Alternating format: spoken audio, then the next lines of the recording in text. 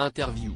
À l'honneur d'une soirée spéciale de Paris Première à l'occasion des 20 ans de 93, Faubourg Saint-Honoré le vendredi 15 décembre, Thierry Ardisson se lâche sur le PAF et nous parle de ses projets.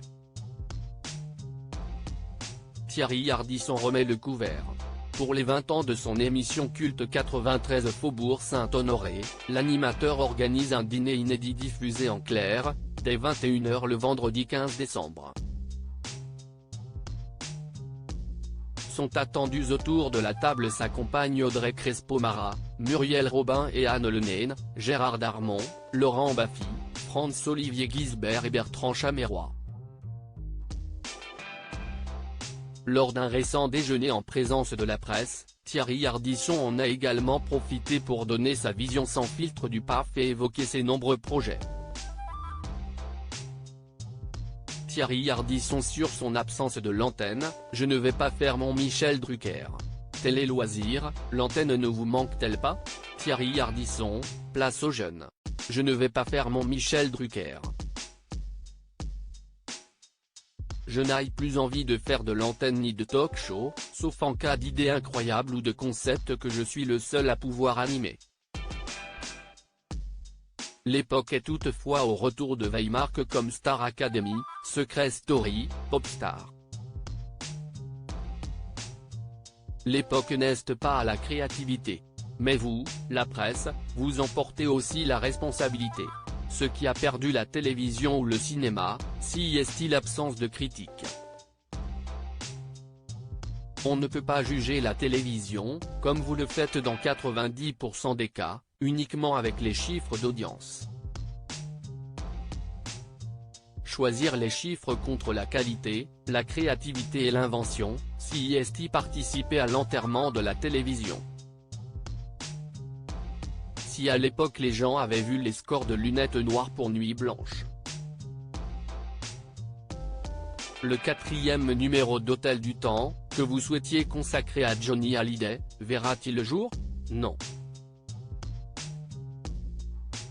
Même si Hôtel du Temps n'a pas été un succès d'audience, le format a été racheté par Warner et j'ai été nommé aux Emmys. Et puis j'ai quand même fait le double de ce que certains font. Le dernier numéro, sur Jean Gabin, sera diffusé fin 2023, début 2024. Quels sont vos autres projets? Je prépare un documentaire sur l'âge d'or des clips pour France Télévisions et un autre sur les jeunes. Je veux me frotter à eux. Et je vais également coproduire Nos Grandes Décisions, le nouveau magazine de société d'Hugo Clément qui sera bientôt diffusé sur France 2. Thierry Ardisson: je n'ai pas envie de me retrouver le samedi soir à interroger Kev Adams sur Israël. Qui appréciez-vous dans le PAF? J'aime beaucoup Léa Salamé. Elle s'est inspirée de moi pour quelle époque? Et le revendique. Je suis devenu copain avec Régis Lamanaroda qui produit l'émission. Mais j'ai beau aimer quelle époque, je n'envie pas Léa. Je n'ai pas envie de me retrouver le samedi soir à interroger Kev Adams sur Israël. Ma chaîne préférée aujourd'hui, c'est YouTube. Pour vous la télé, c'était mieux avant? Je ne suis pas un enfant de la télé mais de l'orTF. J'étais un craignos de province dont les parents n'avaient qu'une télé en noir et blanc.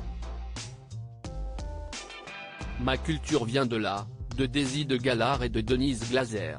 Je dis juste qu'un Ardisson qui aurait 16-17 ans en 2023 ne se nourrirait pas du service public comme je m'en suis nourri. L'ambition du service public n'est pas de dépasser TF1 mais d'apporter le savoir et la connaissance au peuple. Et les gens ne sont pas contre la culture mais contre la manière dont on leur fait bouffer. Malheureusement, elle est souvent punitive.